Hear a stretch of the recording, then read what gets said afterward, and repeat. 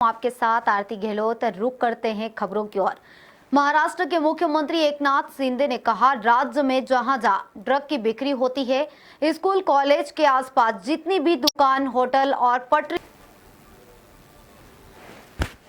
राज्य में जो जहाँ ड्रग की बिक्री होती है, ड्रग बेचा जाता है, स्कूल कॉलेज के आजू बाजू में जितने दुकान, टपरी, होटल है, उसको सबको उखाड़ फेंकने का काम शुरू है, तोड़ने का काम शुरू है।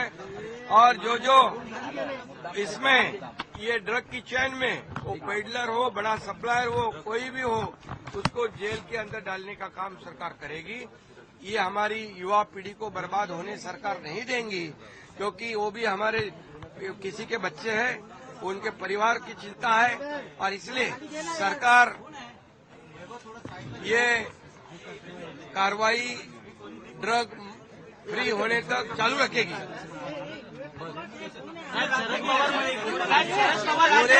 पूरे राज्य में ये कार्रवाई जहाँ ड्रग बेचा जाता है, जहाँ ड्रग की बिक्री होती है, वहाँ वो सब कार्रवाई होगी। और अधिकारियों को मैंने कहा है, इसे कोई भी लापरवाही करेगा तो उस अधिकारी पर भी बढ़ते अगली खबर की ओर। बिहार के उप मुख्यमंत्री विजय कुमार सिन्हा ने कहा, सोनिया गांधी झमेला खड़ा करना चाहती है। प्रधानमंत्री को देश की 140 करोड़ जनता हैं जो अपनी जिम्मेदारी से भाग रहे हैं। ये वो एजुकेशन मिनिस्टर हैं जो युवाओं की आवाज नहीं सुन पा रहे हैं और युवाओं की जो तकलीफ है उसको सुनने को तैयार नहीं है। ये वो एजुकेशन मिनिस्टर हैं जिनको जब नीट की पूरी कार्रवाई सामने आई थी, नीट के बच्चों ने आकर कहा था किस तरीके से 67 टॉपर्स बन जाते हैं, किस तरीके से ग्रेस मार्क्स अलॉट कर दिए जाते हैं। वो अपनी लड़ाई सुप्रीम कोर्ट में लड़ते हैं क्योंकि एजुकेशन मिनिस्टर के पास समय नहीं है अपनी राजनीति से। फिर आकर कहते हैं कि कोई ऐसा पेपर लीक नहीं हुआ है, कोई सीबीआई इंक्वायरी नहीं होगी। कुछ ही दिन में उनको पलटना पड़ता है। इतने पेपर्स पोस्टपोन होते हैं, साथ ही साथ कैंसिल होते हैं। क्या ये बेहद शर्मनाक नहीं है कि आज देश के युवा संसद की तरफ देख रहे हैं कि हमारे सांसद इस बात को उठाएंगे कि हमारी क्या तकलीफें हैं।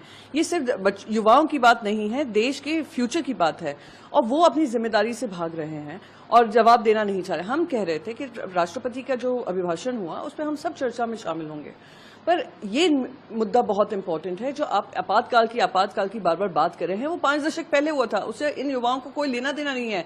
आने वाले समय में जो उनकी करियर पे इमरजेंसी लगी हुई है उस पर चर्चा कर लीजिए, पर उससे भी भाग रहे हैं। ये स्पष्ट करता है कि ये इनके। अगली खबर की ओर बढ़ते हुए, जेडीयू की राष्ट्रीय कार्यकारिणी की बैठक के बाद जेडीयू प्रवक्ता केसी त्यागी ने कहा, सीएम नीतीश कुमार और एक पॉलिटिकल रेजोल्यूशन नंबर 1, नंबर 2, उन्होंने राष्ट्रीय कार्यकारिणी के सामने घोषणा की है, अब वो सदैव के लिए इसी गठबंधन का हिस्सा रहेंगे, दैट इज एनडीए। दाएं बाएं जाने का, आप चाहे कुछ भी लिखते रहो, दाएं बाएं जाने का हमारा प्रश्न ही पैदा नहीं होता।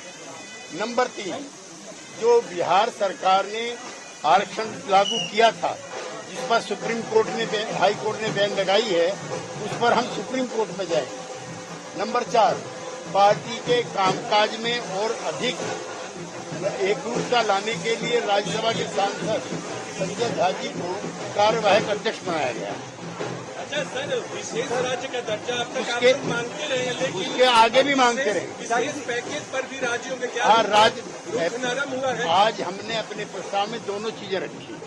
क्या जेडीयू ने अपने स्टैंड को बदल दिया है? पहले विशेष राज्य का दर्जा, दोनों चीजें लिखी हुई आर्थिक पैकेज प्रस्ताव में, दोनों चीजें लिखी हुई हैं, विशेष राज्य का दर्जा और स्पेशल इकोनॉमिक पैकेज। जेडीयू राष्ट्रीय कार्यकारी की बैठक पर जेडीयू के राष्ट्रीय कार्यकारी अध्यक्ष संजय झा ने कहा, बड़ी जिम्मेदारी मुख्यमंत्री नीतीश कुमार ने मुझे दी है, मैं उनके प्रति कृतज्ञता व्यक्त कर। बड़ी जिम्मेदारी हमारे नेता और हम लोग के राष्ट्रीय अध्यक्ष मुख्यमंत्री नीतीश कुमार जी ने दिया है। मैं उनके प्रति कृतज्ञता व्यक्त करता हूं और निश्चित रूप से नीतीश कुमार जी ने बिहार को ट्रांसफॉर्म कर दिया 20 साल में, तो इनके काम को, बात को लेकर के अन्य जगह भी जाना, ये एक उद्देश्य रहेगा, लेकिन बड़ी जिम्मेवारी। नेशनल एग्जीक्यूटिव की बेहद महत्वपूर्ण बैठक थी, कई मुद्दों के ऊपर चर्चा हुई, तो अहम विषय जिनके ऊपर चर्चा बताए हमने। नहीं, उनको प्रस्ताव आपको दे देंगे, जो प्रस्ताव सब पास हुआ है उसको आप देख लीजिए, लेकिन अभी मेन यही है कि बिहार में जो चुनाव हुआ अभी, उसने दिखा दिया कि 40 में 30 सीट हम लोग जीते। 177 असेंबली सीट पर आउट ऑफ 243 हम लोग चुनाव जीते हैं।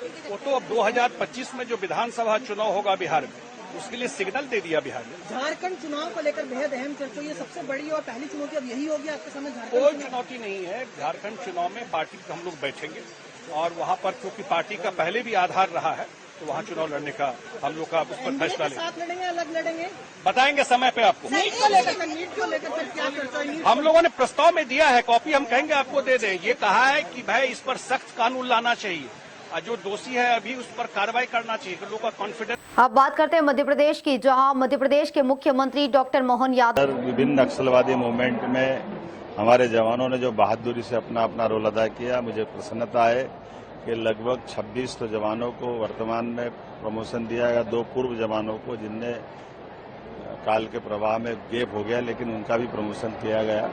बालाघाट के सभी प्रकार के सशस्त्र बलों में खास करके हमारे अपने जिला पुलिस बल, हमारे एसएफ के जवानों ने जो भूमिका अदा की है, हाक फोर्स के जवानों ने भूमिका अदा की है। भारत सरकार की भी सीआरपीएफ की 3 बटालियन की 18 कंपनियां यहाँ हैं। मैं सभी को बधाई देना चाहूंगा और इस आधार पर निश्चित रूप से देश के दुश्मनों की कमर तोड़ने में हमारा सशस्त्र बल सक्षम रहेगा। हमने नक्सलियों को आत्मसमर्पण की नीति भी बनाई है। मुझे इस बात का संतोष है कि उस दिशा में भी हम काम कर रहे हैं और यही कारण है कि हमने काफी कंट्रोल किया है और हमारा ये सर्वाधिक समस्याग्रस्त जिला अब धीरे धीरे सामान्य हुआ है।